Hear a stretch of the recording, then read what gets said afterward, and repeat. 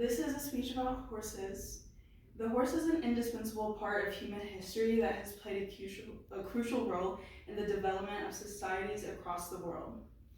I grew up in the country, so I personally have gotten a lot of experiences with horses around our farm and helping around. I've learned a lot about them, so I've always loved to learn about them, and I've had a keen interest in them since I've been a kid. So it's an honor for me to talk about them today. In the speech, I will dive into the captivating journey of horses, exploring their migration, the development of equestrian cultures, and the evolution of different horse breeds. Horses are believed to have originated in North America about 50 million years ago, and over the years they've gone through an incredible journey across the nations.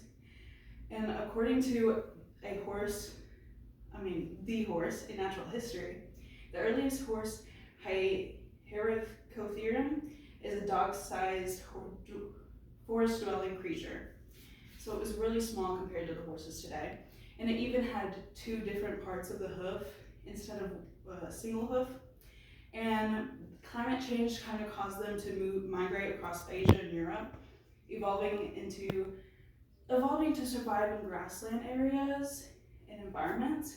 And over time, the North America's horse went extinct. And that is until the Spanish conquistadors' arrival in the 27th century later. But the first single-hooved horse was called Pleiohippus. The Pleiohippus was an ancestor of the modern horse, which made its appearance about 1 in a million half years before humans even came. And to discover more about horses, and whenever we started to domesticate them, researchers have scoured America for evidence in burial sites, such as tools that they might have used for tack and adornment items by humans. And remains found there were some bones of reduced size and increased variety. This is thought to indicate domestication, and that's because variability is considered to be a result of breeding in artificial environments, and feeding limitations and penning is the cause of the bone sizes to be smaller. And the relationship between humans and horses was and still is a driving force in the evolution of horses and their culture. So that's another thing, is the horse's culture. There have been maces found with metal horse heads adorned to the top of the weapon, found that have dated back to as early as 4,200 BCE.